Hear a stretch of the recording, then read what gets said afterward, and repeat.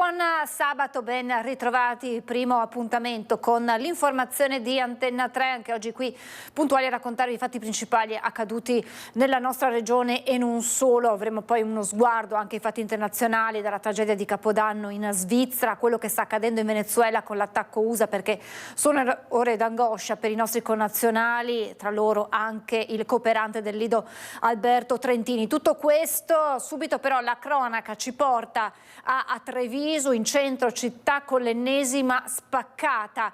Questa volta ha colpito un salone di parrucchiere ed è allarme tra gli esercenti. Ci racconta tutto in diretta la nostra Lina Paronetto, con lei Nicoletta Rizzetto. Buongiorno Lina. Buongiorno Francesca, buongiorno ai telespettatori. Eccoci in diretta, siamo in via San Nicolò, quindi davvero in centro città, con Giorgia Seno. Buongiorno Giorgia, grazie per la disponibilità. Alle spalle l'ingresso del suo salone qui in via San Nicolò, con la porta chiaramente rattoppata con le assi di legno, perché cosa si è trovata di fronte l'altro giorno?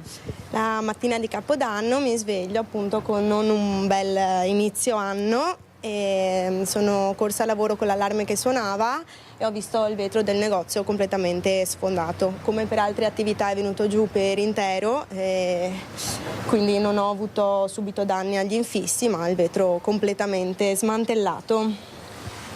Come altre attività, giustamente ha detto, perché vediamo che purtroppo la città, il centro storico, ma anche l'immediata periferia sono davvero presi di mira in queste ultime settimane. Abbiamo visto bar, abbiamo visto saloni, in particolare da qui a Ponzano Veneto, diversi episodi.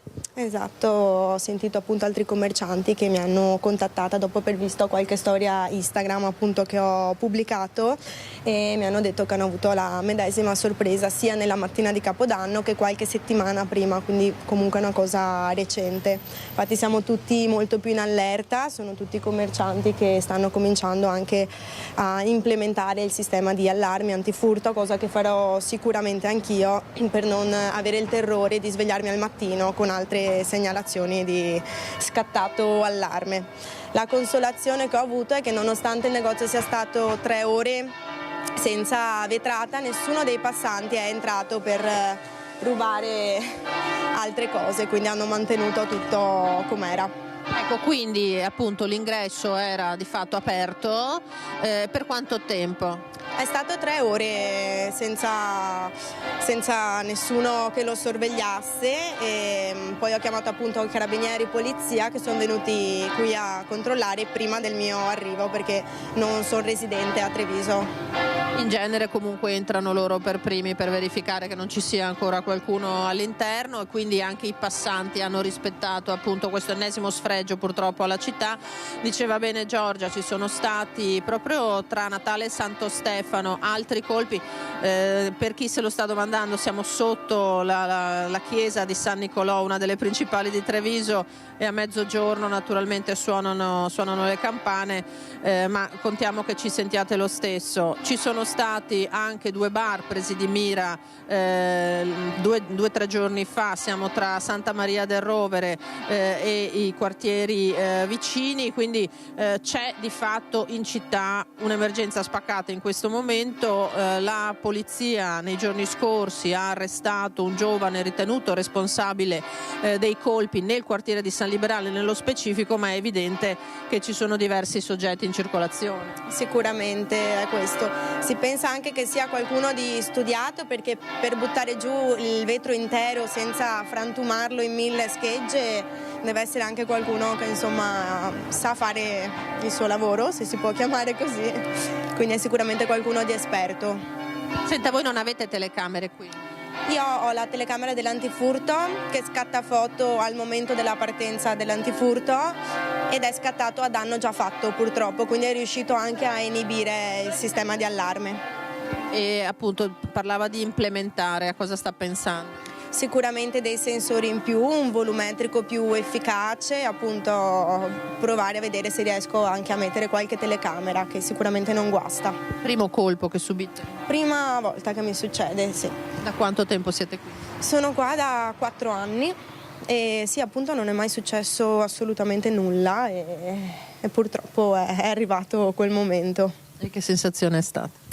Non pensavo di prenderla così male, veramente. Sarà che qua ci metto sempre tutta me stessa, quindi vedere che delle persone riescano a vanificare i tuoi sforzi e il tuo lavoro sicuramente non è piacevole, ecco.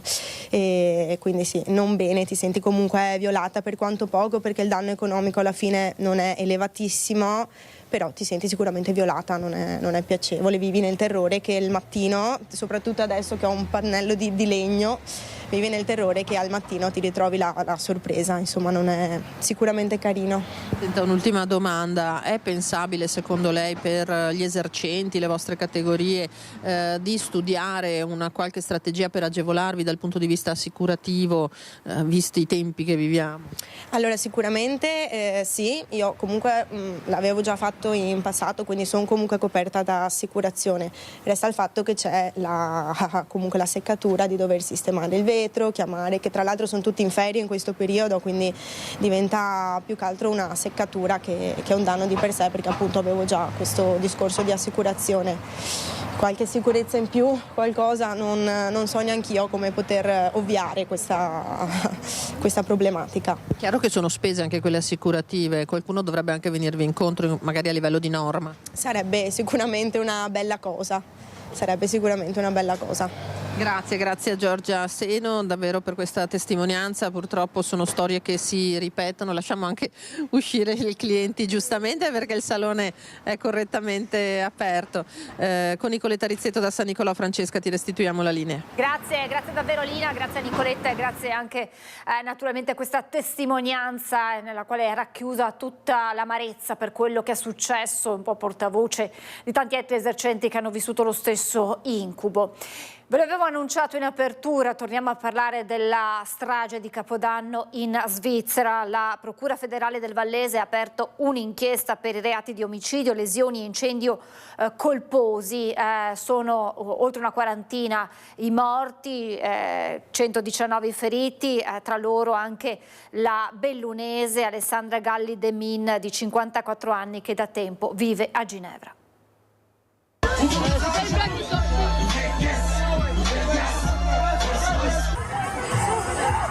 Alessandra Galli De Min, 54 anni, bellunese di origine ma svizzera d'adozione e fuori pericolo, miracolata nonostante lo shock e le ustioni al volto e alle mani riportate nell'incendio che la notte di Capodanno ha causato una strage in un locale a Crans-Montana, rinomata cittadina alpina del cantone vallese in Svizzera.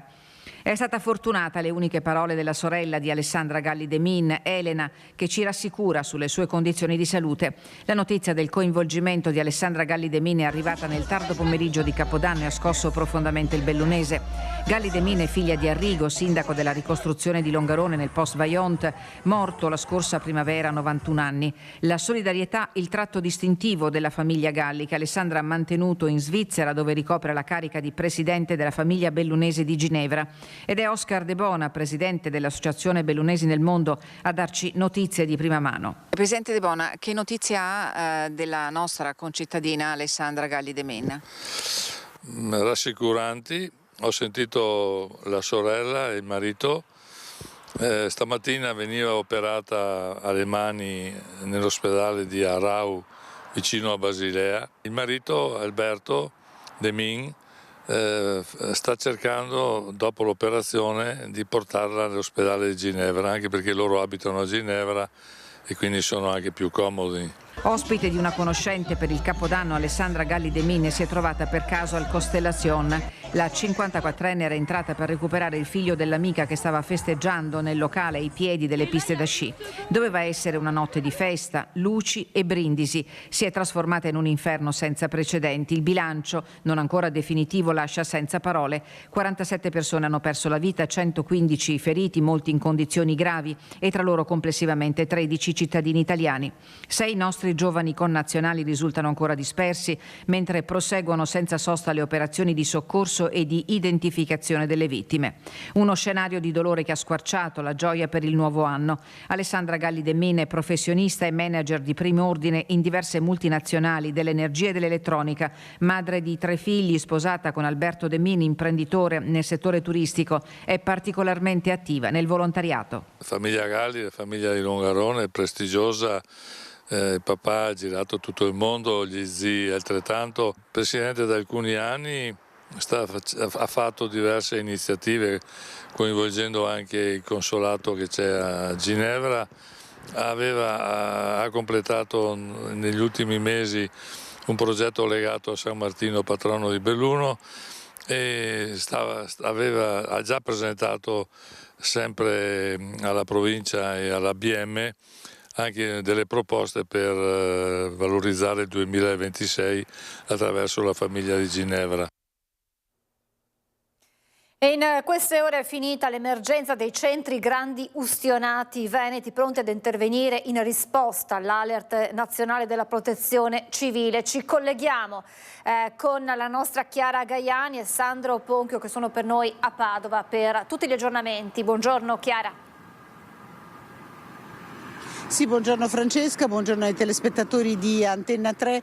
Erano pronti a intervenire in caso di chiamate i centri grandi ustionati veneti degli ospedali di Verona e di Padova, davanti al quale ci troviamo su richiesta della Protezione Civile Nazionale. Proprio in queste ore è arrivata la fine dell'emergenza, tutto sarà concentrato nel centro grandi ustionati di Niguarda, che peraltro è stato inaugurato davvero da pochi mesi, come ci ha detto Franco Bassetto, che presiede la Società Italiana di Chirurgia Plastica Ricostruttiva ed Estetica. A Padova era stato attivato un posto di terapia intensiva per paziente intubato, 2 di terapia subintensiva, 8 letti in chirurgia plastica. Ovviamente è costante il contatto con i colleghi del Niguarda di Milano, e il centro grandi ustionati di Padova è pronto ad attivarsi in caso di necessità. Una tragedia che ha colpito profondamente quella di Crans-Montana anche a Padova. Allora io vi lascio all'intervista che abbiamo raccolto con il professor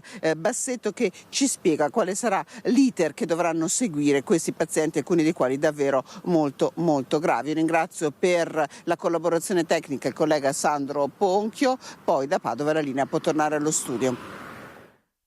La emergenza nazionale dei centri grandi ustionati dopo la tragedia di Crans-Montana è finita, nel senso che è stato deciso dalla Protezione Civile di concentrare i pazienti italiani e non solo, che hanno bisogno delle cure dopo l'emergenza, all'ospedale Niguarda, che è un po' un fiore all'occhiello, visto che è stato aperto di recente, 2 mesi fa, il nuovo centro grandi ustionati. Quindi a Padova, dopo aver dato la disponibilità per un paziente intubato, 2 in terapia subintensiva e 8 posti in chirurgia plastica, siamo ritornati alla routine.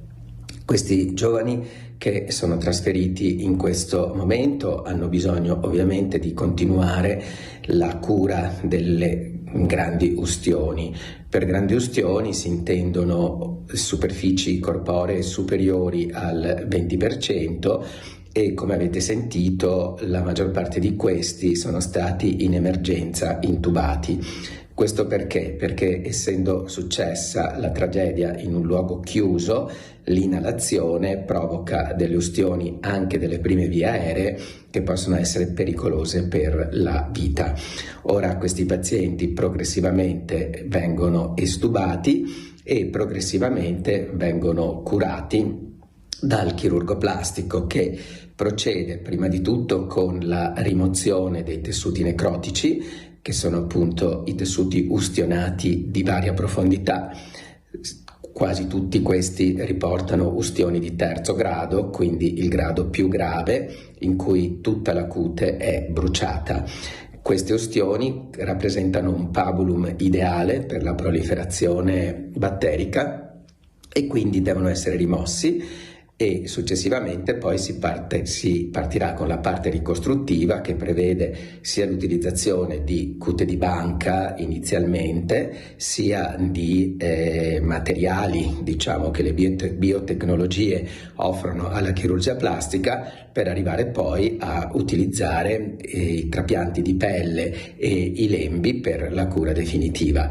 È ovvio che la chirurgia plastica rigenerativa oggi ottiene degli esiti cicatriziali molto migliori rispetto a quelli del passato, ma questi sono pazienti poi che praticamente per tutta la vita andranno incontro a correzione di esiti cicatriziali. Cordoglio da parte del presidente del Veneto Alberto Stefani, che ha detto come la nostra regione sia pronta a fare la propria parte. Una catastrofe di proporzioni inimmaginabili che resteranno nella storia della Svizzera. A Corredo ci sono le immagini riprese dai telefonini dei giovani, poco più che adolescenti, presenti in massa alle Constellation, un locale frequentatissimo ai piedi delle piste di Crans-Montana, località che conta nell'arco alpino, sede delle gare di Coppa del Mondo di sci. Immagini e fotografie che alternano momenti di festa, panico e terrore, fiamme e lampeggianti dei mezzi di soccorso che un'ora e mezza dopo lo scoccare della mezzanotte si sono riversati in massa attorno al locale. Le prime agenzie non lasciano spazio all'immaginazione. I paesi contermini alla Svizzera, Francia e Italia per primi, mettono a disposizione uomini, mezzi e strutture ospedaliere. Dal Veneto l'impegno ad offrire sin da subito il proprio contributo e il sostegno necessario alle autorità elvetiche. Lo dichiara immediatamente il presidente della regione, Alberto Stefani. Siamo in grande apprensione per il numero dei dispersi e dei feriti, afferma, rinnovando vicinanza ai familiari delle vittime e inviando un pensiero alla donna di origini bellunesi, Alessandra Galli de Min, di 54 anni, ferita nell'incendio ma non in pericolo di vita. Da Livigno il messaggio del presidente della provincia di Belluno, Roberto Padrin. Tra i feriti c'è anche una ragazza bellunese, Alessandra Galli, che io conosco da tanto tempo, era la figlia dell'ex sindaco di Longarone Arrigo, ma soprattutto l'ho conosciuta il giorno in cui sono state assegnate le Olimpiadi Milano-Cortina, il 26 giugno del 2019. Con lei siamo stati insieme, soprattutto dopo l'assegnazione, a festeggiare questo straordinario risultato. L'ultimo incontro ufficiale fra Alessandra Galli e Roberto Padrin a Belluno in occasione del concerto organizzato al Teatro Comunale per raccogliere fondi per Casa Pollicino a Petrosciani in Romania, il centro diurno di accoglienza per bambini disabili o in condizioni di disagio familiare, struttura progettata dal padre Arrigo. Alessandra si trova in ospedale, questa mattina è stata operata, non dovrebbe essere in pericolo di vita e sicuramente ha subito un trauma pesantissimo. Mi auguro che si possa riprendere, noi siamo qui per fare tutto ciò che è possibile per aiutarla. Il sindacato delle discoteche della Marca stigmatizza quanto accaduto in Svizzera. Serve una cultura della sicurezza e del rispetto delle regole, dicono, e annunciano un minuto di silenzio nei locali nel weekend.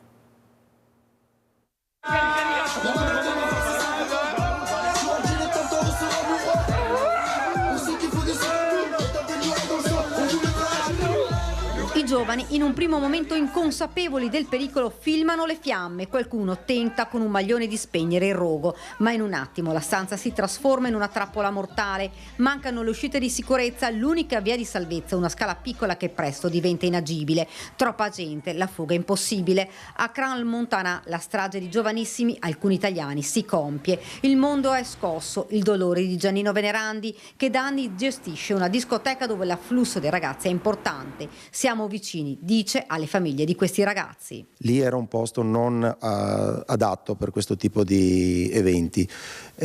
Non so chi l'abbia autorizzato, oltretutto in un posto molto insicuro, con una scala per entrarci, con soffitto basso, con l'uso di materiali molto pericolosi. Noi qui in Italia abbiamo delle normative tra le più restrittive d'Europa.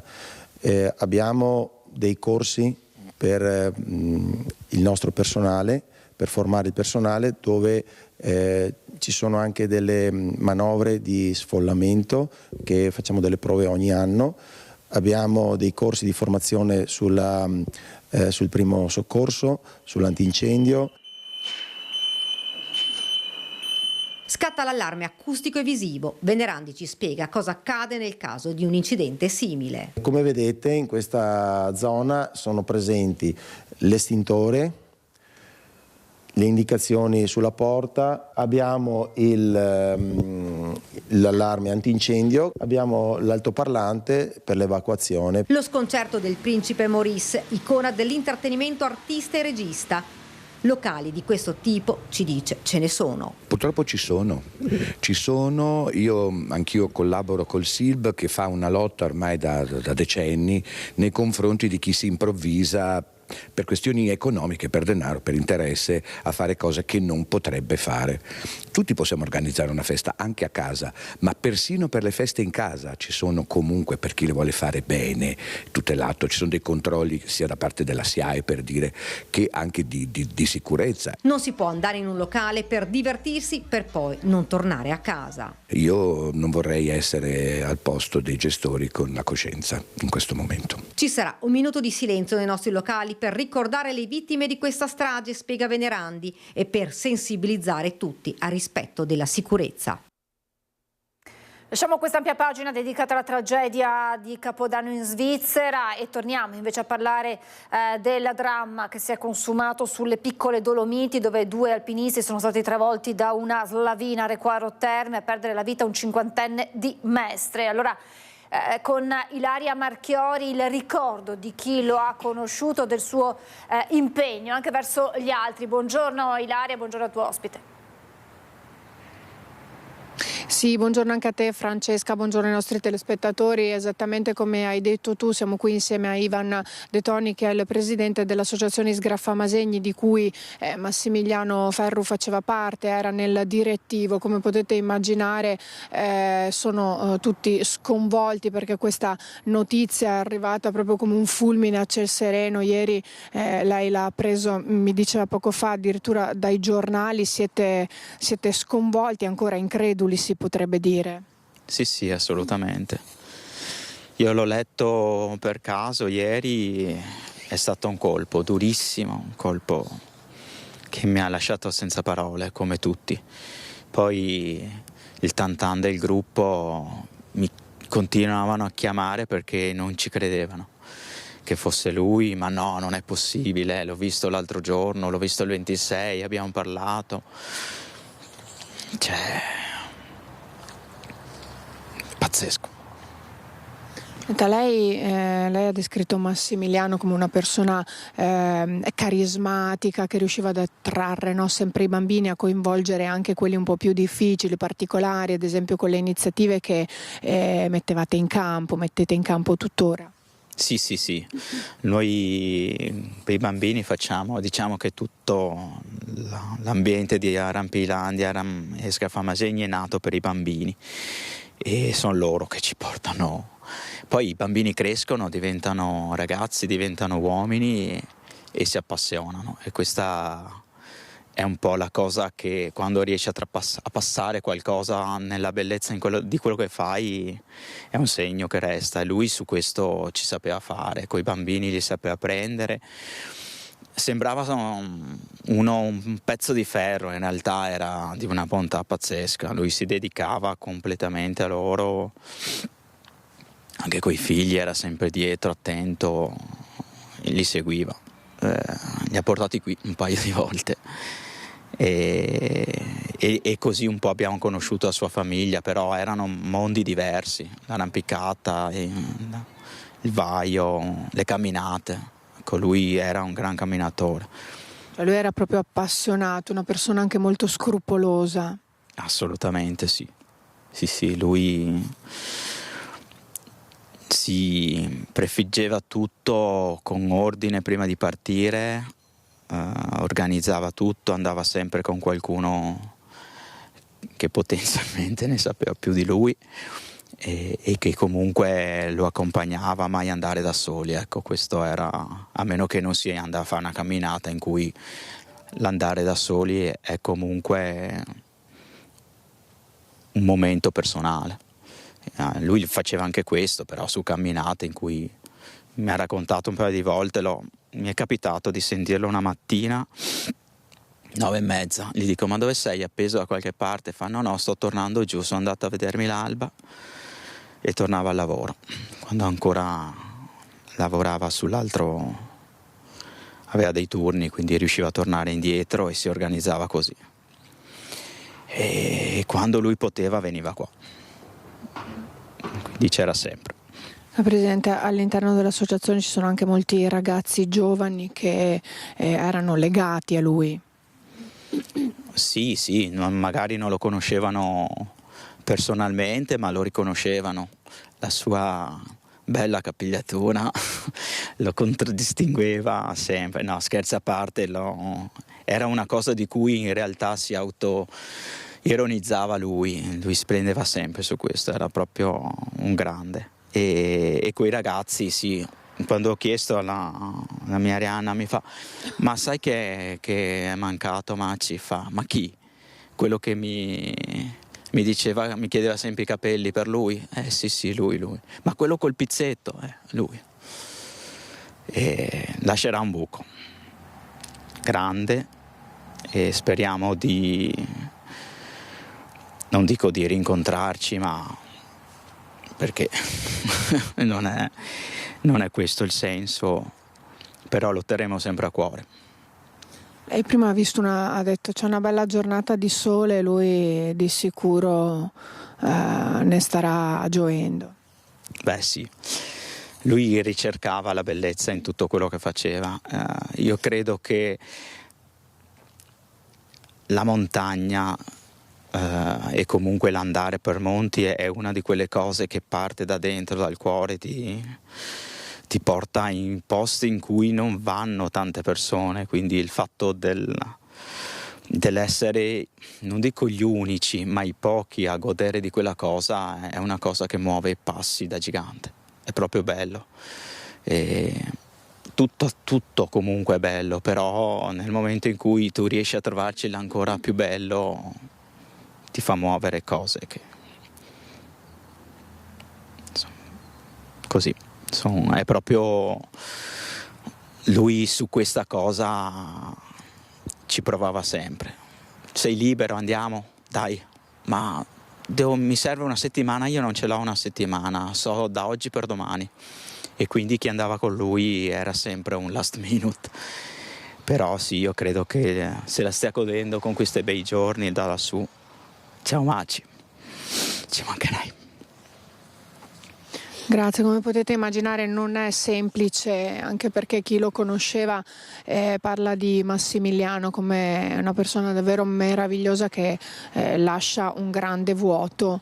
Io ringrazio Ivan De Toni, presidente dell'associazione Sgraffa Masegni, qui da Marghera restituisco la linea, ma vi lascio alla cronaca di quanto accaduto ieri, in cui purtroppo ha perso la vita Massimiliano Ferro. Qui da Marghera è tutto, restituisco la linea allo studio. È morto sotto gli occhi dell'amico e compagno di cordata Massimiliano Ferro, l'alpinista cinquantenne di Mestre che stava completando in mattinata un'escursione con ramponi e picozze sulle piccole Dolomiti. Troppo gravi i traumi riportati dopo essere stati travolti per diverse decine di metri da una slavina nel Vaio Gabele a Recoaro Terme. I due stavano scendendo da Cima Mesole verso l'altopiano delle Montagnole. Centrato in pieno dalla valanga di neve, il cinquantenne ha sbattuto la testa e l'addome più volte sulle rocce affioranti. Inutile l'aiuto fornito dall'amico che lo ha estratto dalla neve e poi ha lanciato l'allarme. I sanitari, arrivati con l'elisoccorso di Treviso Emergenza, hanno faticato a raggiungere i due alpinisti per la nebbia e le forti raffiche di vento. Solo grazie alle indicazioni di un soccorritore, di una squadra arrivata in motoslitta e salito poi sull'elicottero, è stato possibile far scendere l'equipe medica da un'altezza di 70 metri. Constatato il decesso, infine la salma è stata recuperata con il verricello. Massimiliano Ferro viveva con la famiglia ad Asseggiano e lavorava nei trasporti acquei, prima con la ditta Brusato, poi con la Laguna. Lascia due figli adolescenti che frequentano le superiori a Mestre. E adesso vediamo quello che sta succedendo in Venezuela, lo leggiamo dal sito del Corriere.it, attacco americano a Caracas, Trump che dice Maduro e la moglie portati fuori dal paese, il Venezuela chiede una riunione d'urgenza all'ONU, chiaramente sono ore d'apprensione per i nostri connazionali, è intervenuto in merito anche il ministro Tajani che ha assicurato il massimo impegno per i nostri connazionali, anche per chi si trova in carcere, facendo proprio riferimento ad Alberto Trentini, il cooperante del Lido detenuto in Venezuela, e chiaramente al Lido sono ore d'angoscia e di attesa. Ci aggiorna in diretta il nostro Lorenzo Maier. Buongiorno Lorenzo. Buongiorno Francesca, a te e ai nostri telespettatori, ovviamente tanti auguri di buon anno a tutti. Un anno che inizia appunto con questo attacco dell'America, di Trump, degli USA al Venezuela, che è seguito minuto per minuto, possiamo dire così, anche a Venezia, lì d'Italia ovviamente, perché come dicevi giustamente sono ore di apprensione, di angoscia, forse anche di speranza per Alberto Trentini.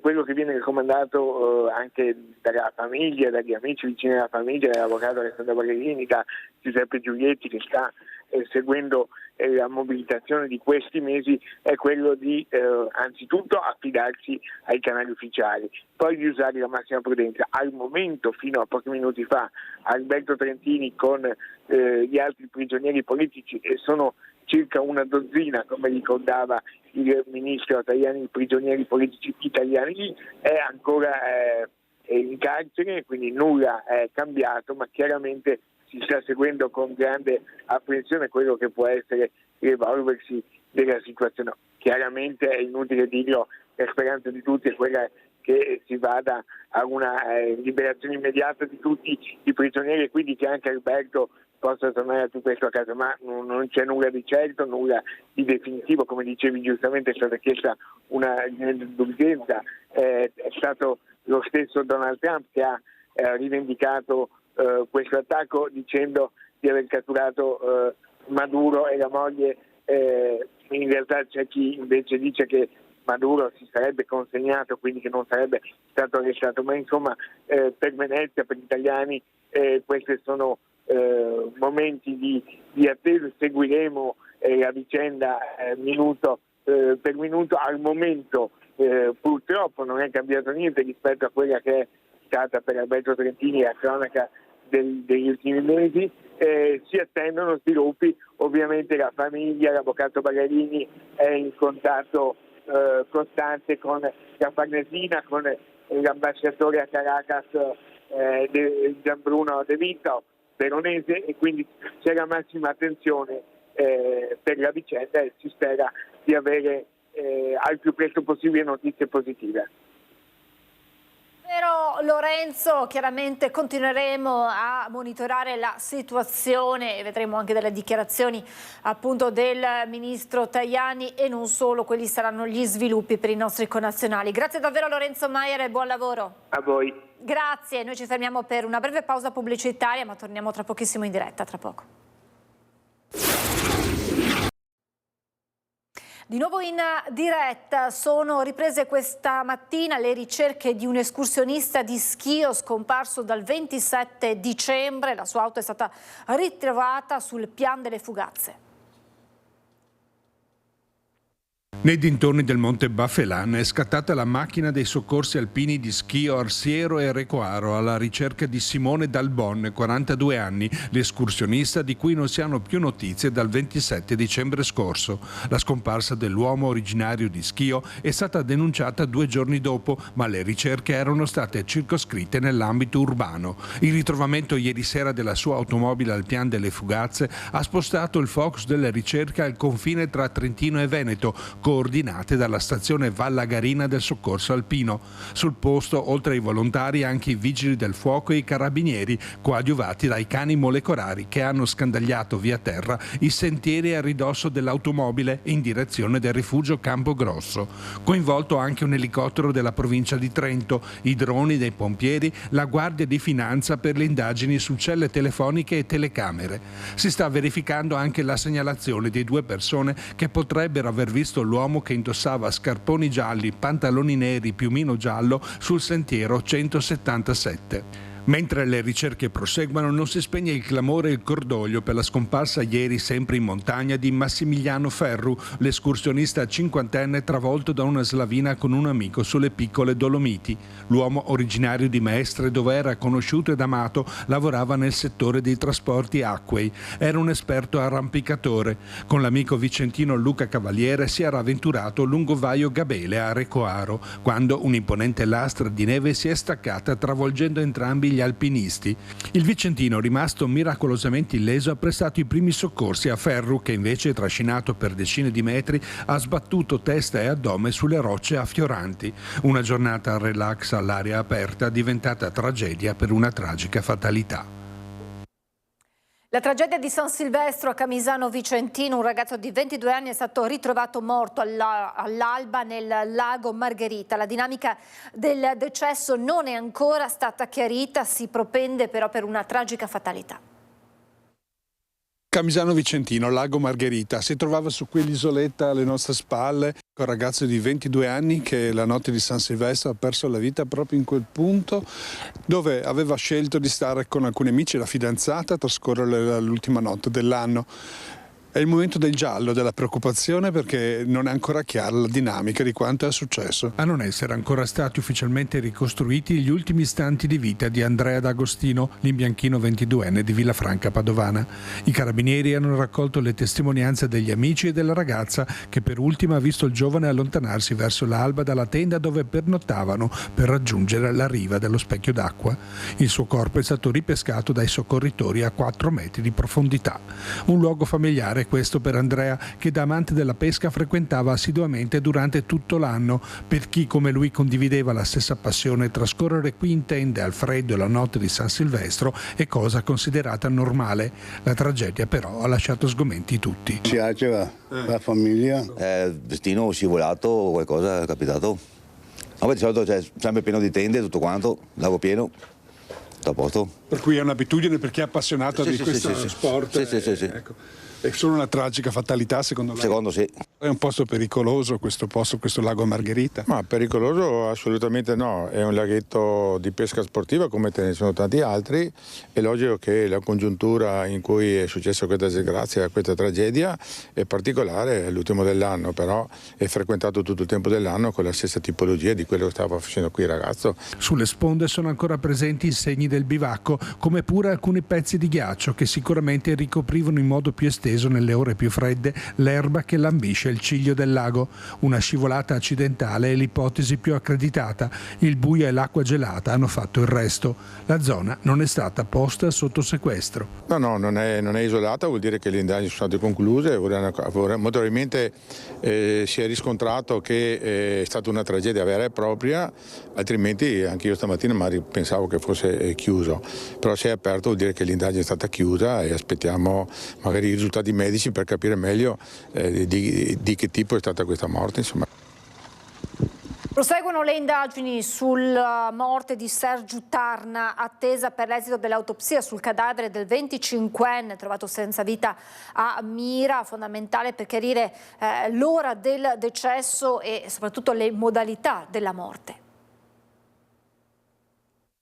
Vigili del fuoco e carabinieri del nucleo investigativo di Mestre ancora al lavoro lungo le campagne di Malcontenta per trovare l'arma che la notte del 30 dicembre ha ucciso Sergiu Tarna. Il cameriere 25enne di origine moldava residente a Chirignago, ritrovato tra i campi ghiacciati con una grossa ferita alla tempia, riverso nel fango. Fondamentale l'esito dell'autopsia per capire soprattutto con che cosa sia stato colpito il ragazzo, se un'arma da fuoco o un oggetto contundente o se il colpo alla tempia sia l'unico.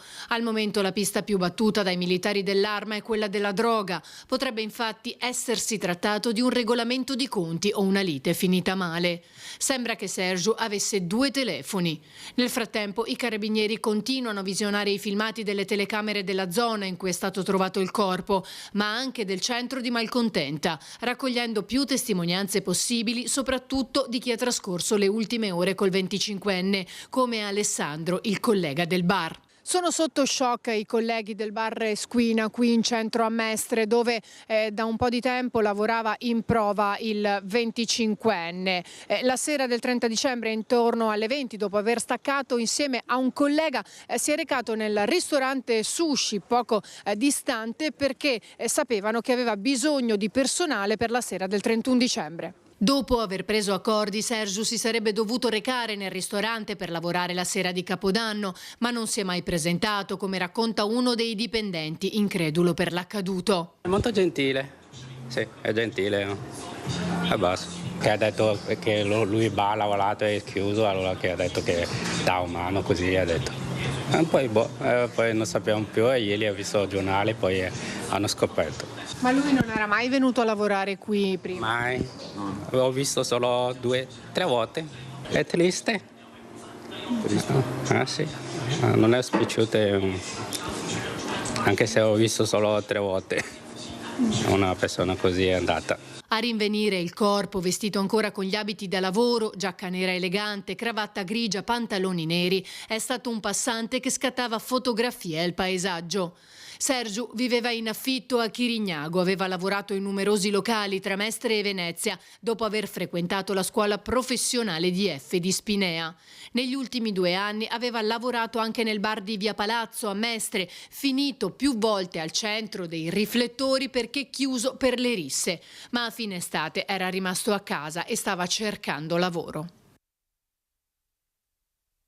La morte di Lorenzo Cristea, ucciso a coltellate durante una rissa nei pressi della discoteca Playa Loca a Castelfranco. La svolta nei risultati degli accertamenti della RIS di Parma sull'arma. Sono arrivati i risultati degli accertamenti eseguiti dai carabinieri del RIS di Parma. Sotto la lente di ingrandimento il coltello trovato nella zona dove è avvenuta la rissa la notte del 4 maggio scorso nei pressi della discoteca Playa Loca a Castelfranco. Innanzitutto, delle 3 armi bianche rinvenute quei giorni, solo una sarebbe stata utilizzata per colpire a morte Lorenzo Cristea. Si tratta dell'arma recuperata nelle vicinanze del luogo in cui 2 giovani marocchini si erano nascosti e trovata grazie alle indicazioni dei buttafuori del locale. Gli altri 2 coltelli invece sono risultati privi di tracce ematiche e non sarebbero state utilizzate nella colluttazione. Per quanto riguarda invece il coltello incriminato, sarebbero emersi dagli esami scientifici tracce del DNA sul manico ed ematiche sulla lama. Sono state rinvenute tracce ematiche sulla lama ed è stata rinvenuta traccia genetica sull'impugnatura.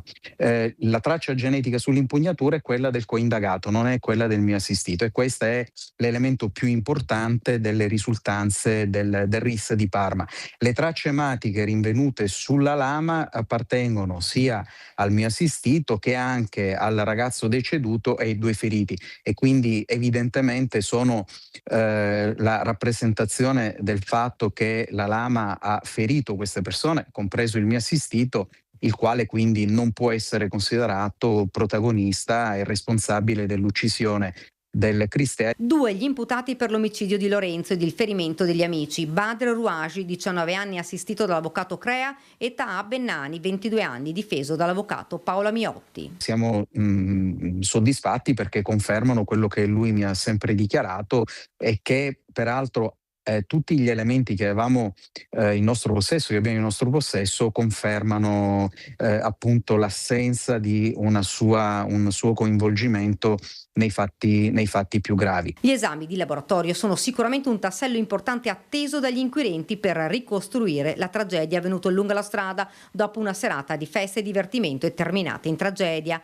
Questa va ad aggiungersi ad un altro snodo investigativo, quello della perizia sui telefonini di tutti gli indagati depositati in procura lo scorso settembre. Estrapolati messaggi ritenuti interessanti ai fini investigativi, ma nelle mani dell'avvocato Creo ci sarebbero elementi ulteriormente utili e fondamentali per la ricostruzione di questo delitto.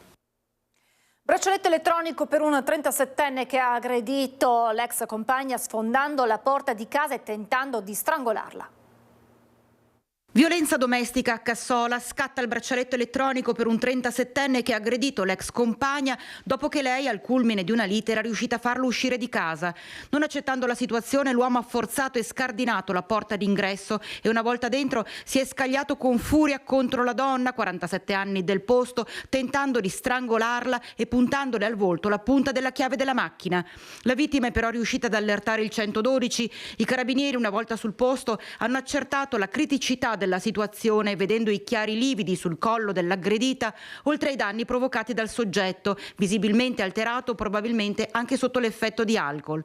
Hanno quindi proceduto all'allontanamento urgente dall'abitazione, provvedimento convalidato dal GIP di Vicenza che, constatata la pericolosità dell'individuo indagato per lesioni personali aggravate, ha disposto l'applicazione del braccialetto elettronico e, oltre all'allontanamento, dicevamo, dalla casa familiare, ha emesso nei suoi confronti anche la misura cautelare del del divieto di avvicinamento all'ex compagna e ai luoghi abitualmente frequentati dalla stessa. A Oderzo con le indagini dei carabinieri in corso per individuare il bandito che lunedì notte ha affrontato con un badile una guardia giurata. Ha difeso la proprietà, non ha ammazzato nessuno, ha sparato in aria e quindi direi che ha fatto quello che doveva fare. Non ha dubbi il sindaco di Oderzo sull'operato del vigilante entrato in azione la notte tra il 29 e il 30 dicembre in questo piazzale della zona industriale a nord della città. Siamo in via Baite e tutt'attorno ruota la produzione di un'azienda specializzata in arredamenti e attrezzature per il bagno. Probabilmente una banda di ladri stava tentando di entrare negli uffici o forse puntavano ad alcuni accessori di pregio quando è scattato l'allarme. A quel punto è arrivata la guardia giurata della Civis che si è trovata davanti uno dei malviventi che anziché scappare ha affrontato il vigilante con un badile tentando di colpirlo più volte. La guardia, un 62enne del veneziano, a quel punto per difendersi ha estratto la pistola in dotazione esplodendo 4 colpi in aria che hanno messo in fuga il ladro con il resto della banda. Reazione comprensibile per il sindaco scardellato quanto sfrontata l'azione del malvivente. Perché tutti si sentono sempre impuniti, probabilmente perché le forze dell'ordine sono impegnate per i reati più gravi e quindi magari i reati diciamo minori un po' così, non dico si trascurano, ma insomma ci si concentra su quelli più grossi e quindi tutti pensano di poter fare quello che vogliono.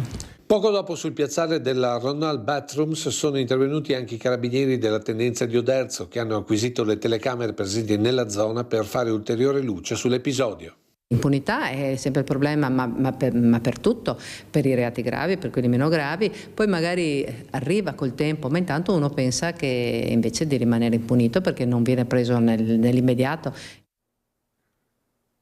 Ladri in azione a Tezze sul Brenta, a San Silvestro, nuova ondata di furti nelle case ed è allarme. Feste rovinate per qualche famiglia di Via Sole e Via degli Alpini, di Belvedere e di Tezze sul Brenta. Loro a festeggiare il Capodanno e i ladri a fare razzia nelle loro abitazioni. Professionisti del crimine che ormai senza freni entrano e rubano. Ora è stato il cenone di San Silvestro a tradire le famiglie di Tezze e dire che la situazione sembrava migliorata dopo l'emergenza furti di fine novembre. Non avevamo più avuto segnalazioni, invece in questa ultima settimana ne abbiamo avute diverse in tutto il territorio. La gente è molto preoccupata perché questo ripetersi continuo allarma moltissimo le nostre famiglie. Forze dell'ordine, videosorveglianza, controllo di vicinato che in questi casi aveva segnalato anche un'auto sospetta.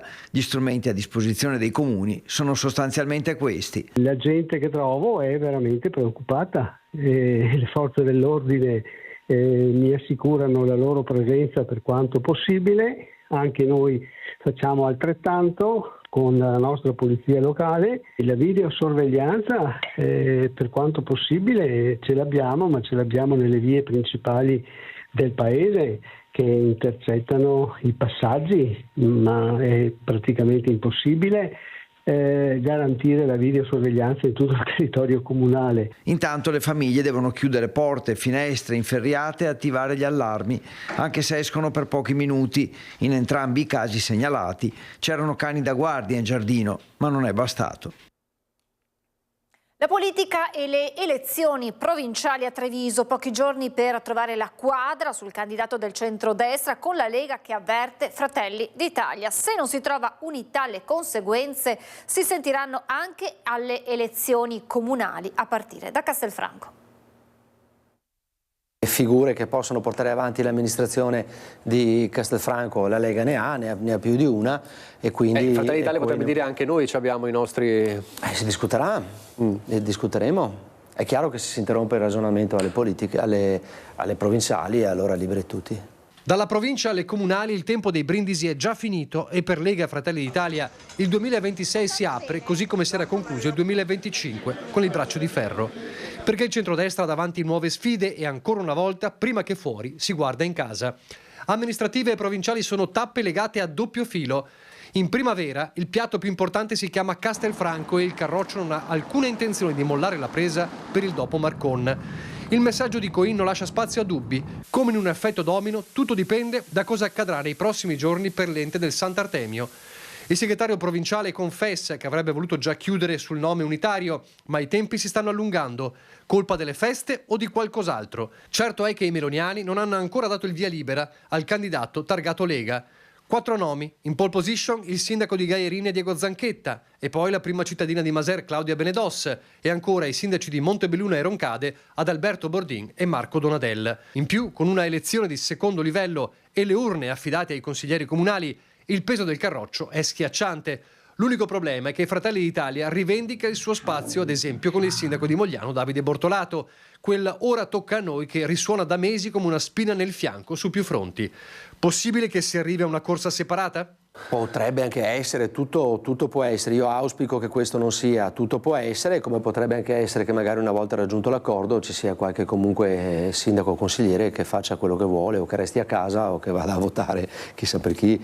Cioè, nel segreto dell'urna poi tutto può succedere, però siccome la politica non finisce con le elezioni del Presidente della provincia di Treviso, ma poi ci sono scadenze importanti, poi ci sono le elezioni politiche che arriveranno, ci sono comuni che vanno al voto. Sì, credo che non convenga a nessuno, insomma. Gli accordi, come abbiamo detto all'epoca delle elezioni regionali, dopo il risultato che la Lega ha ottenuto, gli accordi sono fatti per essere rispettati. E sono stati rispettati nella composizione della giunta regionale e questo vuol dire che la Lega la parola data la mantiene. Io confido e sono convinto che anche le altre componenti del centrodestra questo facciano. Coin predica buonsenso e compattezza. In questi giorni i contatti sono frequenti con il commissario provinciale dei Meloniani Emanuele Loperfido, ma tra militanti e dirigenti di entrambe le parti corrono voci di scontri accesi e resistenze non da poco, con il tempo sempre più stretto. L'11 e il 12 le liste già con le firme raccolte vanno presentate e le firme sono tante da raccogliere perché servono almeno 200 firme di consiglieri. Terremoto politico ad Arcugnano, dimissioni di massa consegnate ieri mattina da 8 consiglieri su 12. Terremoto politico ad Arcugnano in cui 8 consiglieri su 12 si sono dimessi, 4 di minoranza e 4 che erano passati dal gruppo Arcugnano al centro al gruppo misto. Atto formale che comporta la caduta del sindaco e della giunta, lo scioglimento del consiglio comunale e la nomina di un commissario prefettizio. Scelta che i dimissionari in una nota congiunta imputano alla mancanza di condizioni politiche, numeriche e di fiducia necessarie per andare avanti e garantire una guida stabile del comune. Una scelta dolorosa ma inevitabile. Il commento in cui viene sottolineato il passaggio di aver permesso comunque l'approvazione del bilancio di previsione 2026. Le visioni sul futuro di Arcugnano, così come il metodo di gestione amministrativa, si sono rivelate purtroppo progressivamente distanti e non più compatibili. In questo contesto proseguire avrebbe significato accettare una condizione di immobilismo decisionale e di ambiguità politica. Le dimissioni non sono un atto polemico, ma una scelta a tutela di Arcugnano, della credibilità delle sue istituzioni e della necessità di restituire alla comunità una prospettiva amministrativa chiara e coerente. Ci spostiamo fuori a regione, andiamo in Friuli Venezia Giulia con un anziano di 94 anni lasciato in attesa su un letto nel corridoio del pronto soccorso di Palmanova per 30 ore, lo sfogo e la denuncia del figlio a TV12. Ho scritto alla regione e pretendo che mi diano una risposta, ho scritto direttamente all'assessore dei capi perché pretendo che la situazione venga risolta e non si riverifichino più situazioni del genere in un paese come il nostro dove la sanità dovrebbe essere un settore di riferimento e lo è, ma non il pronto soccorso. Così lo sfogo di Renato Fabrissin, padre di Walter, 94 anni, di Cervignano, lasciato in un letto nel corridoio dell'ospedale di Palmanova, che poi ci racconta l'odissea vissuta dal genitore prima che gli venisse assicurata una sistemazione adeguata. Il giorno 30 di dicembre mio padre, nel giorno del suo compleanno, ha avuto dei problemi e ci siamo accorti subito che aveva delle grosse difficoltà, abbiamo contattato l'ambulanza che è arrivata subito, l'ha portata in ospedale a Palmanova dove è giunto più o meno alle ore 14. Io sono arrivato alle ore 15 a trovarlo, Solo alle 17:30 ho potuto vederlo e quando me l'ha fatto vedere lui era allettato in un corridoio affollatissimo di persone, tra personale medico, pazienti e parenti dei pazienti, in mezzo a confusione perché c'erano anche dei pazienti che stavano un po' delirando. O comunque diciamo gente che chiedeva aiuto, il personale gentilissimo, disponibilissimo, il personale medico che faceva di tutto per accontentare tutti, ma purtroppo era in evidente situazione di sovraccarico.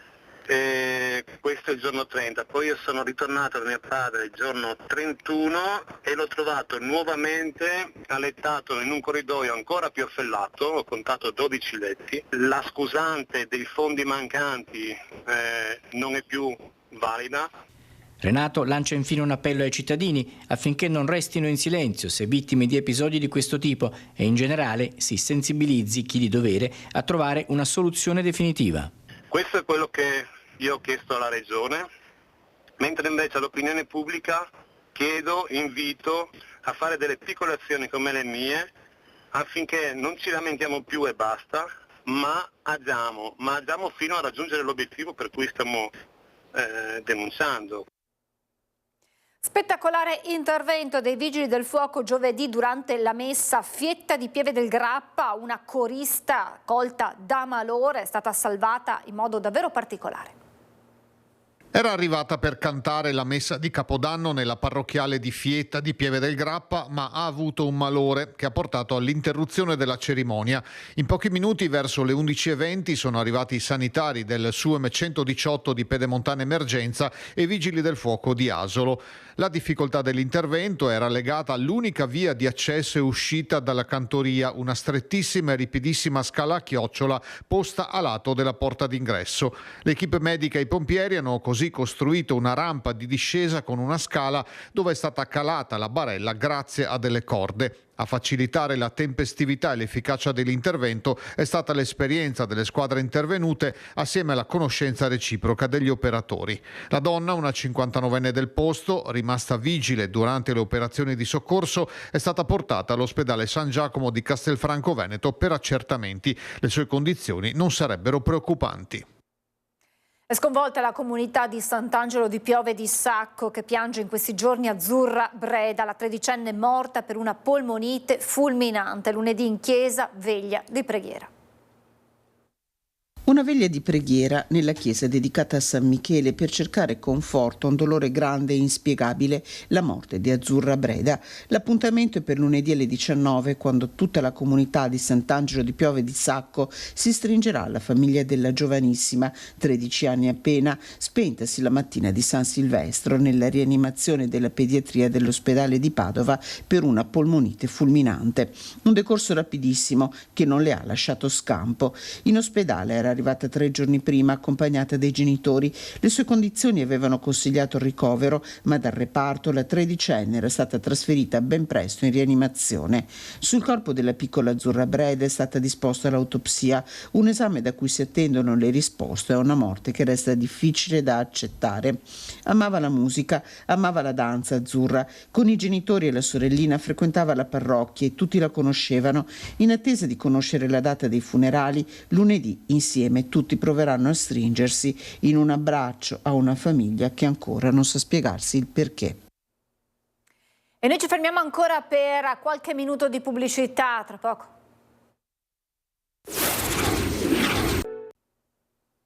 Rieccoci in diretta. È stato decisamente un brutto inizio 2026 per il latte trevigiano e veneto. Granarolo, la cooperativa più grande d'Italia che ha anche tanti allevatori veneti soci, ha annunciato la riduzione della raccolta già da questo mese, ma soprattutto il dimezzamento del valore d'acquisto. Segnale estremamente preoccupante per tutto il settore, con diverse stalle a rischio chiusura.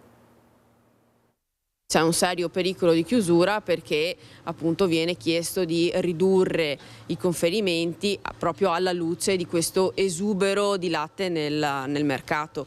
Potrebbero essere davvero tante, tra le quasi oltre 1000 stalle venete, delle quali 322 sono in provincia di Treviso, quelle a rischio chiusura. L'allarme è scattato quando la Granarolo, la cooperativa di raccolta e lavorazione più grande d'Italia, con gli auguri per il nuovo anno ha annunciato ai suoi soci l'esubero di scorte e valori di acquisto del latte fuori quota da 53 a 27 centesimi al litro. L'abbiamo presa in maniera estremamente preoccupata e appunto siamo in difficoltà perché la comunicazione dice che l'esubero di latte che c'è nel mercato ha portato a una diminuzione del prezzo stesso del latte e a dover garantire e diminuire il quantitativo di latte da conferire alla società cooperativa. È forse il segnale più evidente dell'immissione nelle nostre filiere di latte estero, dalla Francia e dalla Germania in particolare, ad appena 16 centesimi al litro, che sta mettendo fuori mercato i nostri allevatori, considerando che hanno costi di produzione minimi di almeno 50 centesimi al litro. Il risultato è che il latte rimane nelle vasche, soldi alle stalle non ne arrivano e se va avanti così chi arriverà invece sarà l'ufficiale giudiziario. Quelle che vorrebbero chiudere non possono chiudere perché sono quelle che hanno investito e se chiudono com'è che fanno a pagare i debiti che hanno fatto? Per qualcuno l'immissione di latte a prezzo stracciato dall'estero potrebbe essere addirittura una mossa finanziaria per uccidere la produzione interna, se non per eccellenza come Grana Padano o Asiago, per poi prendersi il resto del mercato fatto di formaggi molli e mozzarelle. Per altri più semplicemente l'ennesima mossa affaristica di alcuni trasformatori e della grande distribuzione, gli unici a guadagnarci in una filiera così destabilizzata. I prezzi dei formaggi sono cresciuti, ma se adesso il latte va giù devono rimanere sempre allo stesso livello oppure potrebbero essere anche, diciamo così, messi a disposizione del consumatore con prezzi più bassi. Che significherebbe tra l'altro un aumento dei consumi. Intanto già dopo le festività le associazioni puntano ad organizzare un incontro con le grandi cooperative trevigiane e venete per cercare di sostenere soprattutto i giovani allevatori, puntando sulla garanzia di qualità e salute del nostro latte. Prodotto italiano che possiamo dire è certificato, cosa che con latte spot non sempre accade. Assolutamente, il latte è uno dei prodotti più controllati, più sicuri in assoluto ed è in particolare quello italiano. Farmacie prese d'assalto con l'inizio del 2026, picco di influenza e richieste di vaccini che contrastano con quella che Federpharma denuncia come informazione insufficiente da parte di Regione e ULSS. Torno a chiedere aiuto a tutti voi, perché mio figlio Alberto Trentini è ancora in prigione in Venezuela, senza alcuna colpa. Io non posso restare immobile di fronte a tanta ingiustizia. Non accetto più che mi si dica che prima o poi Alberto tornerà a casa. Sappiamo dai racconti di chi è stato liberato che Alberto è molto dimagrito, provato nella salute e nella psiche. Ogni ora in più di prigionia lascia ferite difficilmente sanabili. Grande partecipazione alla mobilitazione ad Assisi per chiedere la liberazione di Alberto Trentini, il nostro cooperante arrestato ingiustamente in Venezuela dal 15 novembre 2024. Oltre 100 persone si sono riunite sotto il porticato del Tempio della Minerva, sfidando vento e pioggia per chiedere la liberazione del nostro connazionale. La mobilitazione indetta dall'articolo 21 è guidata dal coordinatore nazionale Giuseppe Giulietti. Tra i partecipanti anche il sindaco di Assisi Walter Stoppini. Attraverso un messaggio è tornata a parlare Armanda, la mamma di Alberto. Ho bisogno dell'aiuto di tutti gli italiani. Ci aspettiamo dal nostro governo una qualche rassicurazione sul loro impegno, perché dobbiamo sapere come cittadini che i nostri governanti stanno facendo il necessario e anche l'impossibile per liberare al più presto Alberto e di vedere finalmente, dopo 410 giorni di ingiustificabile prigionia, dei risultati. È stato anche rivelato ad Assisi il contenuto della lettera che Armando Corusso ha scritto a Papa Leone XIV l'estate scorsa, mentre Don Luigi Ciotti ha definito un rapimento l'arresto di Trentini. Questa attesa è insopportabile. Voglio aggiungere un grazie al Presidente Mattarella, che ha espresso vicinanza alla mia famiglia e si è unito alla richiesta di liberazione di Alberto. A noi quella telefonata ha regalato un po' di speranza. Ora chiediamo a gran voce che con il nuovo anno arrivi la sua liberazione. Come avrete capito, questo era il servizio con l'intervista alla mamma di Alberto Trentini e abbiamo parlato in apertura di diretta proprio di queste ore d'angoscia per la famiglia, i familiari, gli amici di Alberto Trentini dopo l'attacco americano in Venezuela. Le rassicurazioni del ministro Tajani: stiamo facendo il massimo per i nostri connazionali, anche per chi è detenuto, ha detto il ministro. Certo che, come ci ha raccontato Lorenzo Maier, si aspettano buone notizie dal paese sudamericano dopo quanto accaduto nella notte, in queste prime ore della giornata. Adesso invece il servizio con le farmacie prese d'assalto in questo inizio nuovo anno a causa del picco influenzale, ma anche per le richieste di vaccini, e questo contrasta in qualche modo con quella che è stata la denuncia di Federfarma, che ha parlato di una informazione insufficiente da parte di Regione e ULSS. Il 2026 per le farmacie di Bassano inizia con i clienti in coda. Influenza e mali di stagione colpiscono duro e, stando alle previsioni, il picco di contagio deve ancora arrivare. Farmacie che hanno visto un aumento di richieste di vaccino. Decisamente rispetto agli anni scorsi il picco è arrivato un po' in ritardo, lo stiamo notando da circa 10-15 giorni, che abbiamo proprio visto un aumento di affluenza in farmacia per patologie non solo legate all'influenza ma anche a raffreddori. Qui nella nostra farmacia stanno andando molto bene, i clienti hanno accolto positivamente questa possibilità di essere vaccinati in farmacia. Quanto ai vaccini anti-influenzali, Federfarma Veneto, l'associazione delle farmacie, ha inviato una lettera alla Regione evidenziando un risultato finora inferiore alle attese per le vaccinazioni e un'informazione insufficiente alla popolazione proprio sul fatto che il vaccino può essere richiesto anche in farmacia, dove comunque le richieste sono aumentate e di molto nel Bassanese. È partito un po' tardi, devo dire, la campagna vaccinale, non si capisce bene perché. Quest'anno comunque la popolazione ha deciso di vaccinarsi in massa, tant'è che spesso i medici sono rimasti senza dosi e quindi i pazienti si stanno rivolgendo in farmacia. Federfarma ha lavorato molto bene, la Regione e le ASL hanno lavorato secondo me altrettanto bene, e un po' di comunicazione in più non sarebbe guastata, in particolare non so, penso io qualche canale social che adesso vanno tanto, avrebbe potuto aiutare ulteriormente. Ogni farmacia in pratica organizza come meglio crede le vaccinazioni. Di base bisogna avere 18 anni, essere sani, senza fattori di rischio come l'allergia a determinati farmaci ed essersi vaccinati almeno una volta in passato dal medico di base. Il costo è uguale per tutte le farmacie, ma da qualche giorno la Regione ha deciso che la vaccinazione è gratuita per tutti fino a esaurimento delle scorte. Si svolgeranno mercoledì 7 gennaio alle 11 nella chiesa di Biadene di Montebellune i funerali di Serena Zaia, 41enne di Crocetta del Montello, che si è spenta il 31 dicembre dopo una lunga malattia. Aveva raccontato la sua lotta contro una forma particolarmente aggressiva di tumore al seno in un blog e in un libro.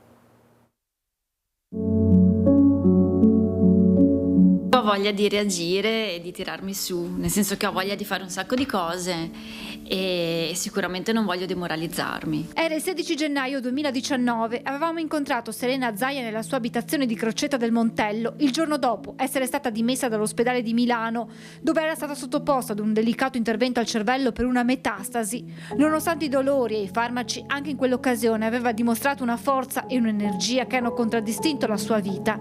Nel 2011, a 26 anni, aveva scoperto una forma aggressiva di tumore al seno. Da quel momento erano iniziati i ricoveri in ospedale, le terapie e gli interventi, momenti difficili che aveva sempre vissuto con coraggio, raccontati in un blog per aiutare altre donne ad affrontare quello che lei aveva definito un incidente. La malattia è sicuramente una sfiga, un incidente di percorso. C'è chi magari la definisce una fortuna, un dono, ma quello sicuramente no. Sicuramente mi ha fatto capire delle cose positive. Una storia, la sua, diventata poi un libro. Nel titolo era racchiusa l'essenza di Serena: la vita addosso, cancro, non ho paura di te. La vita addosso perché è quello che effettivamente io ho sempre sentito. I giorni in ospedale, i momenti di spensieratezza insieme agli adorati gatti o in viaggio, sua grande passione. Serena raccontava la sua vita anche sui social, condividendo momenti difficili e grandi gioie come quella del giorno del matrimonio con Antonio Bragagnolo il 21 giugno. Con lui aveva vissuto quella che sarebbe stata la loro ultima vacanza da Genova alla Tunisia, una crociera durante la quale però le sue condizioni di salute sono peggiorate al rientro e ricovero in ospedale, dove il 31 si è spenta, circondata dall'affetto dei suoi familiari. Il suo insegnamento resta in quel posto risalente allo scorso 8 dicembre da una stanza del Crò di Aviano, casa per me, scriveva. Ho imprecato perché non ho più lacrime da versare, non ho paura della morte, forse perché in questi anni sono riuscita ad apprezzare tanto la vita. Non penso a cimiteri, funerali, lacrime e ospedali, penso alla vita che continuerà. Non ho insegnamenti o frasi ad effetto, dico solo vivete e basta, apprezzate ciò che avete nonostante tutto, perché un giorno lo rimpiangerete. Quell'insegnamento che aveva voluto lanciare anche 7 anni fa dai nostri microfoni. Di comunque pensare che dentro abbiamo la forza per affrontare qualsiasi cosa. Poi nella vita non si sa mai cosa capita, per cui è meglio viverla.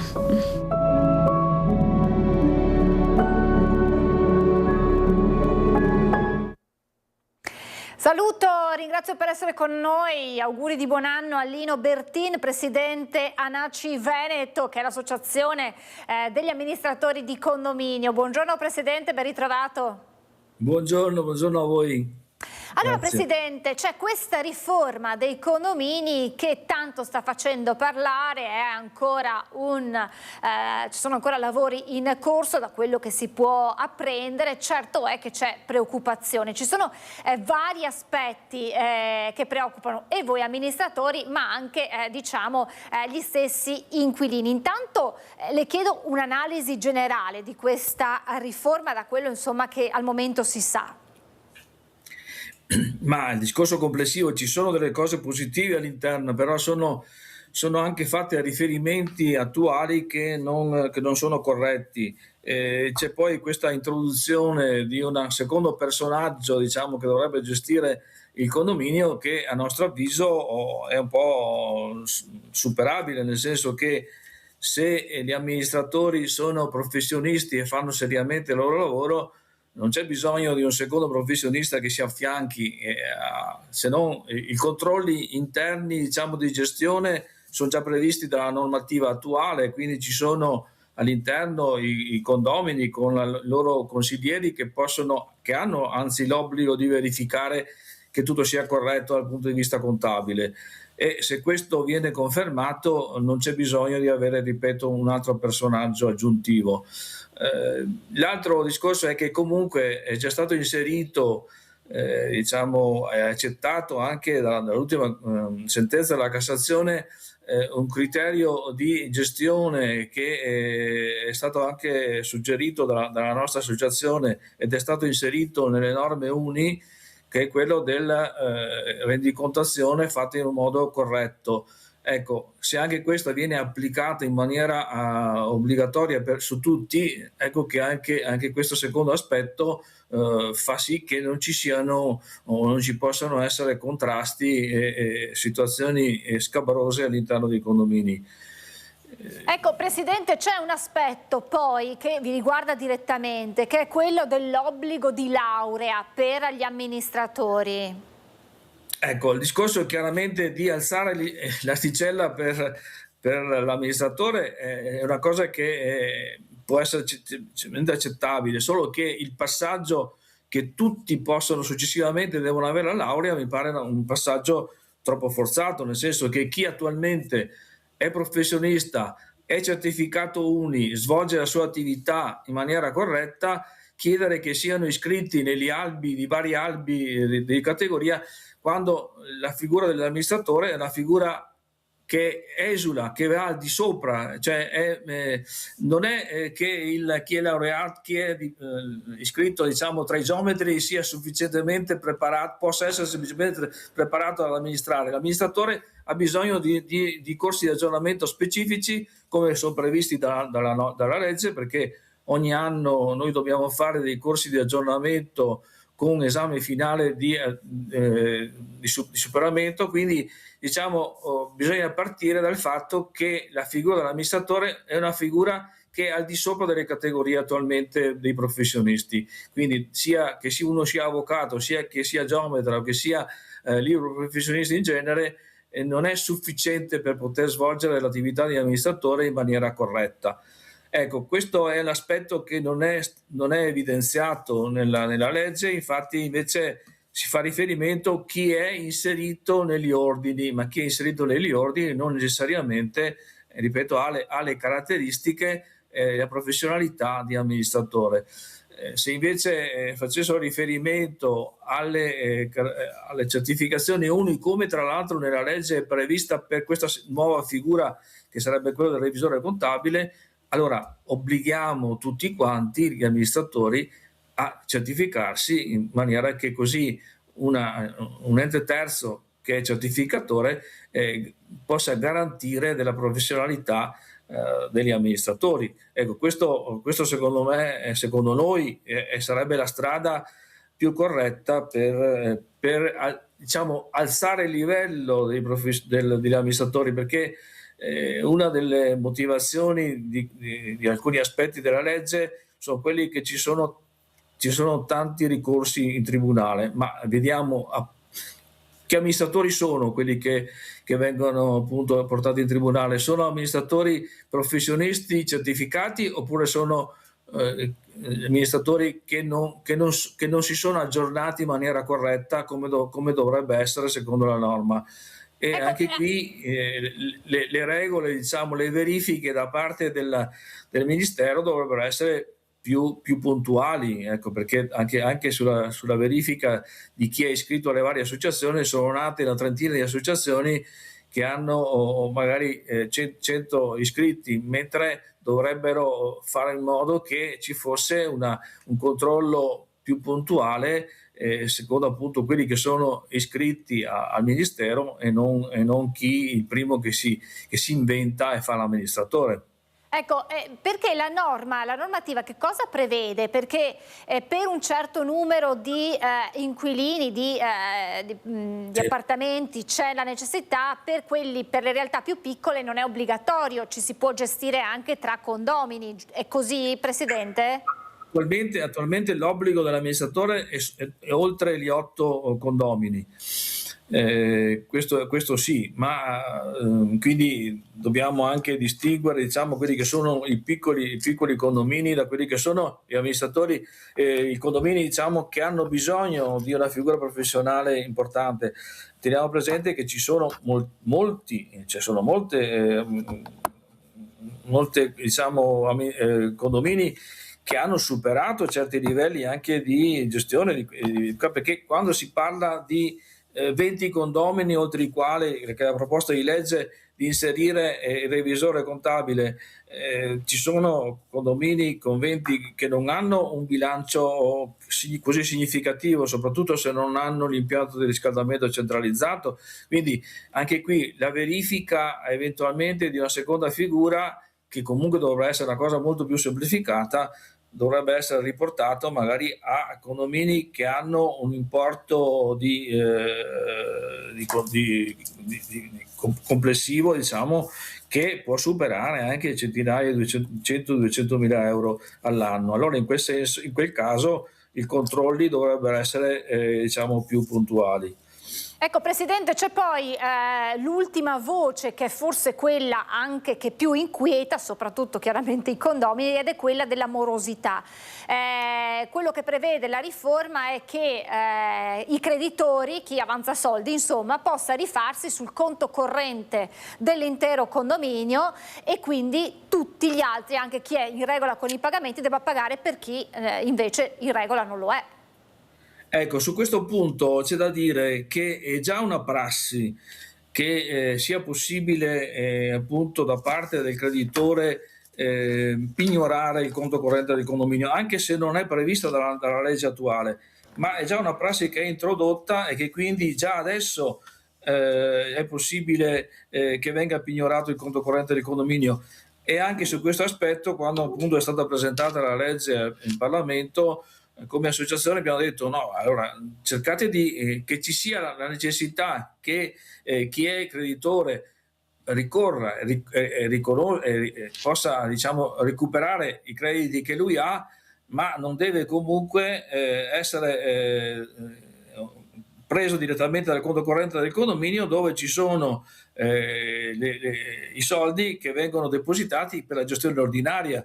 Qui stiamo parlando eventualmente di creditori per i spese importanti di ristrutturazione, e ora in quel caso, come prevede la legge, c'è prima da recupero direttamente con i condomini morosi, e in seconda istanza eventualmente si ricorre ai condomini che sono a posto, ma non ricorrere subito, diciamo, alla possibilità di bloccare il conto corrente del condominio e quindi obbligare l'amministratore ad aprire un altro conto, perché la strada necessaria è proprio quella, no? Rimane quello che è pignorato, e con l'ordinaria amministrazione bisogna aprire un altro conto corrente.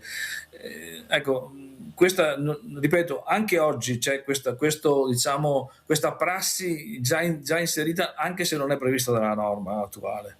Ecco, Presidente, qual è la situazione, non so se ci sia un dato generale, ma insomma tanto per avere un'idea della morosità nei condomini veneti? È elevato il numero di chi non è in regola con i pagamenti, soprattutto in un momento storico come questo, dove immaginiamo sia difficile anche far fronte a questo tipo di spese? No, diciamo che per fortuna non è così elevato, quindi non è che non ci sono dati ufficiali, diciamo, per esempio nel Veneto, ma non si supera il 20%, soprattutto certe situazioni di morosità ci sono in alcune realtà, diciamo, periferiche delle città principali. Ecco, non è diffuso su tutto il territorio questo problema della morosità, quindi di fatto, infatti, quando si fa il ricorso alla possibilità di avere i finanziamenti da parte delle banche, c'è la possibilità di averlo proprio perché la morosità è sotto un certo livello. Quindi chiaro, morosità ci sono sempre, i casi specifici, soprattutto se ci sono spese importanti sul riscaldamento e quant'altro, ma poi c'è anche questo aspetto che il primo a coprire le spese è il proprietario dell'immobile, quindi se ci sono gli inquilini che non pagano è il proprietario dell'appartamento che deve coprire le spese, quindi alla fin fine poi le morosità che non sono recuperabili, ripeto ancora, sono contenute, insomma. Presidente, io la ringrazio davvero tantissimo. Aspettiamo a questo punto di capire quelle che effettivamente saranno le novità introdotte, se tutti questi punti che abbiamo toccato insieme a lei saranno poi confermati o se ci saranno in corso d'opera delle modifiche, e torneremo, ci diamo appuntamento, Presidente, a questo punto per un nuovo aggiornamento quando effettivamente sarà definitiva questa riforma. Grazie davvero a Lino Bertin, Presidente ANACI Veneto, buon lavoro e ancora buon anno, Presidente, grazie davvero. Grazie, auguri a voi, di buon proseguimento. Grazie davvero Presidente. Questo insomma è un excursus in quella che potrebbe essere la riforma per i condomini, con tutte queste novità, e come avete sentito dallo stesso Presidente ci sono molte perplessità legate alle varie tematiche introdotte, ma insomma si è ancora in fase di discussione, quindi ci potrebbero essere delle novità nelle prossime settimane. Noi siamo ormai in chiusura. Innanzitutto ringrazio Tony Esposito e Marco Gagliazzo in regia. Io vi lascio ora, come di consueto, alla sigla, le previsioni del tempo, e poi spazio ad una nuova puntata di agricoltura, e a seguire Cook Academy, e poi la nostra programmazione continuerà alle 16:15 con il film Au bout des doigts. Grazie ancora per averci seguito e buon pomeriggio a tutti.